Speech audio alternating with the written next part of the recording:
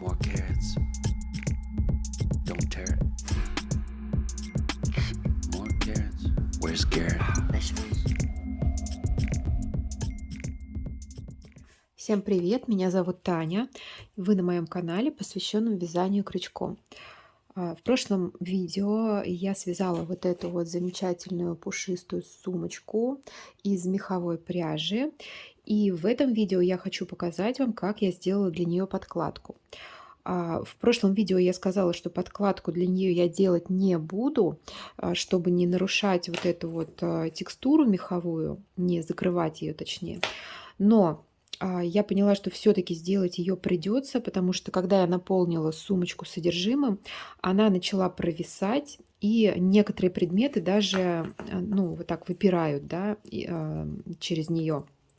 Это произошло потому, что все-таки вязка такая очень эластичная и рыхлая.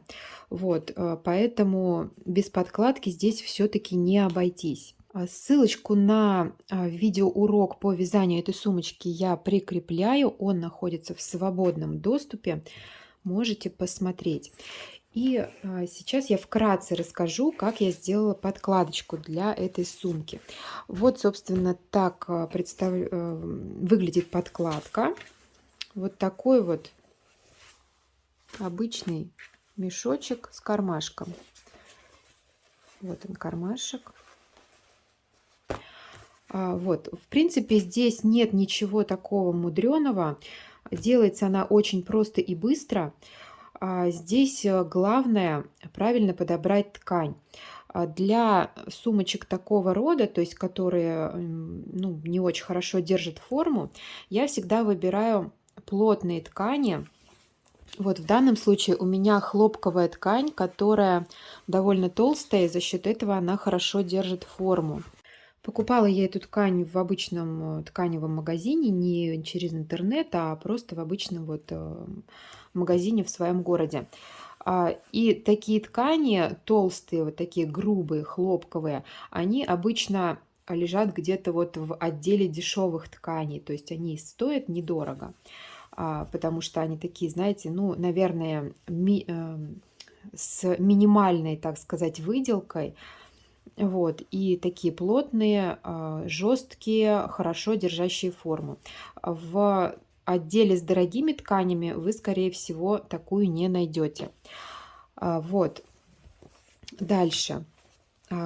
По количеству, ну, здесь понадобится буквально отрезочек небольшой, 60 на 60. Будет достаточно даже с запасом. Далее, что я сделала для того, чтобы сшить эту подкладку? Ну вот, выверну наизнанку, чтобы вам было более понятно. Значит, я выкроила всего 3 детали. Это 2 вот таких вот полуовала и одну деталь для кармашка. Такой полуовал выкроила следующим образом. Просто сумочку вот так наложила на ткань и обвела четко по контурам. При этом припуски на швы я делать не стала, потому что внутренний размер сумочки, он немножко меньше, чем внешний размер сумочки. И вот эта разница между внутренним и внешним размером у меня как раз пошла на припуске. То есть там примерно разница в сантиметрик. Значит, выкраиваю 2 вот таких детали, 2 полуовала. И одну деталь для кармашка. Как здесь сделать кармашек, я здесь объяснять не буду, потому что у меня есть очень-очень подробное видео на канале, ссылочку также прикрепляю. Дальше. После того, как я это все выкроила, вырезала, сначала шью кармашек и пришиваю его к одной из половинок вот этих вот, к одной из стенок. Потом беру 2 стеночки, сшиваю их между собой. И потом в самом конце делаю подгиб края. Ну, естественно, на каждом этапе я примеряю подкладку к сумке. Все ли у меня там вписывается в размер. Все, на этом работа закончена. То есть это буквально полчаса времени на все вместе с раскроем ткани. Сейчас я вам покажу, какого размера у меня получилась подкладка, так, чтобы вы немножко хотя бы ориентировались. Значит, давайте, наверное, сначала сумочку. Сумка у меня 25 на 25. Вот, ширина 25 и высота. Так, высота, но это вместе с клапаном у нее высота 25, а если без клапана, то вот высота 20 вот этой части, где будет сидеть подкладка. 20 на 25. И подкладочка у меня получилась. Ширина 24 на 20. Дальше подкладку обязательно нужно проутюжить, то есть пропарить утюгом все шовчики. И после этого можно приступать к пришиванию. Выворачиваем подкладочку таким вот образом, то есть лицом внутрь. А кармашек я располагаю обычно на задней стенке сумки, то есть вот так. Это плохо видно на черном. Вот кармашек. Вот я его располагаю со стороны клапана. Ну, просто мне кажется, что так эксплуатировать его удобнее, нежели на этой стороне.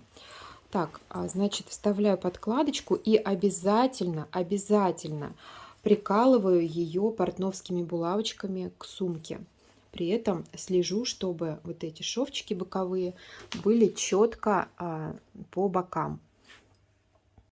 Вот, смотрите, приколола буквально 4 булавочками, вот 2 по бокам и по одной вот посередине. Так, дальше. Для пришивания беру ниточки черные, вот номер не назову, к сожалению, не знаю, не помню, но эта ниточка толще, чем обычная сороковка, которую мы используем для шитья одежды. Вот она. Ну, это такая толщина, как примерно нитка для джинсы. Может быть, это и есть нитка для джинсы. Ну, в общем, примерно вот такая. Вставляю ее в иглу в одно сложение. Тут двойная нить ни к чему, потому что она даже в одно сложение довольно прочная. Так, и начинаю пришивать. Ну вот, начну, наверное, прямо с середины. Сразу уберу булавку. Так.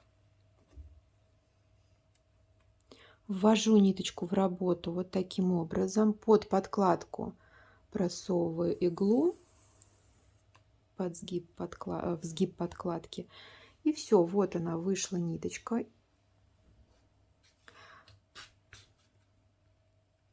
А узелочек у меня при этом спрятан внутри. Теперь, так как здесь такая вот пряжа пушистая, она будет скрывать все швы, их будет не видно абсолютно ни снаружи, ни внутри. Поэтому я могу смело вот так вот проходить насквозь иголочкой и делать стежки по лицевой стороне сумки. Смотрите, вывела иголочку на лицо и делаю один небольшой шовчик назад на сумке. Так, смотрите, тут у меня ниточка вышла немножко правее вот этого. Так, сейчас как бы показать, чтобы было видно. Вот он мой шовчик, да, первый. А сейчас у меня нить вышла вот немножко правее этого шва. Вот. Я ввожу иголочку на уровне, на том уровне, на котором у меня находится в данный момент рабочая нить. Ввожу иголку в сгиб подкладки и делаю вот такой вот шовчик вперед. Такой вот довольно большой, сантиметра 1,5. Так, то есть я пропустила эту ниточку через сгиб подкладки. Дальше снова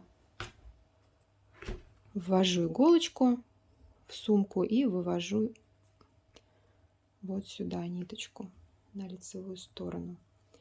Дальше небольшой шовчик назад, буквально полсантиметрика.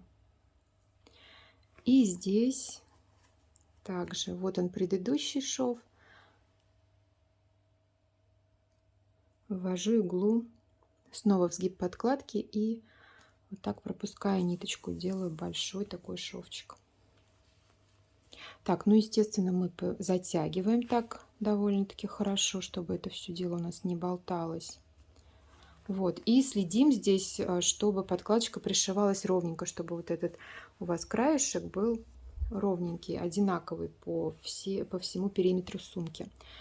Так, пропустили ниточку в сгибе подкладки. И теперь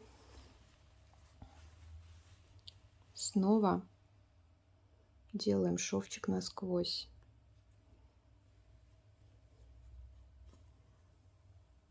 Так, тут снова шов назад, буквально полсантиметрика.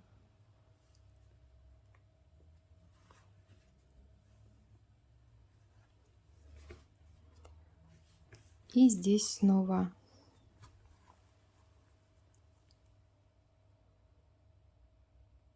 вперед, большой такой шажок. Все, и затягиваем. Ну и, собственно, вот таким вот образом пришиваем подкладочку по всей окружности сумки.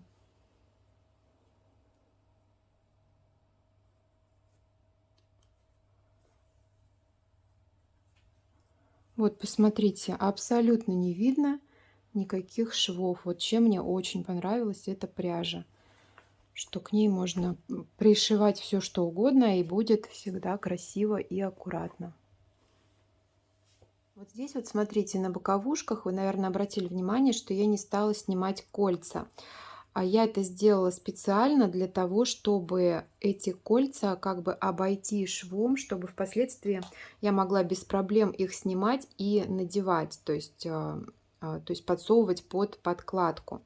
Вот смотрите, я дошла как раз до этого места, и вот она, ниточка у меня выходит. Буду сейчас пропускать ее в сгибе подкладки.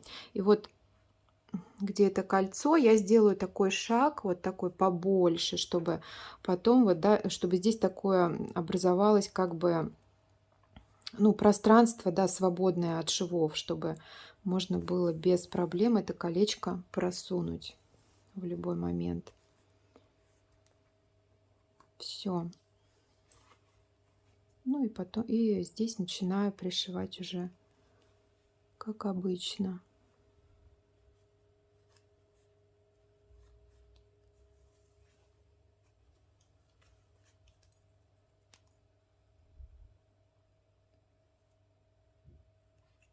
Вот посмотрите, сейчас вытащу кольцо и спокойненько поставлю его обратно. Вот.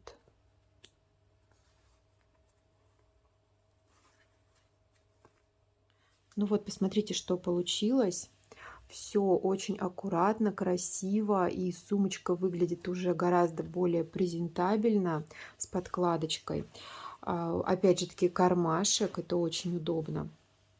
Вот, и хоть я, конечно, изначально не хотела делать подкладку, но в таком виде она мне нравится больше. И мне кажется, что такую сумку уже не стыдно выставить на продажу и продать за хорошие деньги. И, кстати говоря, она даже не выглядит как сумка ручной работы. То есть, как бы, да, не знающий человек даже не поймет, что эта сумка сделана полностью вручную. В общем, это все, что я вам сегодня хотела рассказать. Надеюсь, что урок был полезен для вас. Ставьте лайки, подписывайтесь на канал, пишите свои комментарии.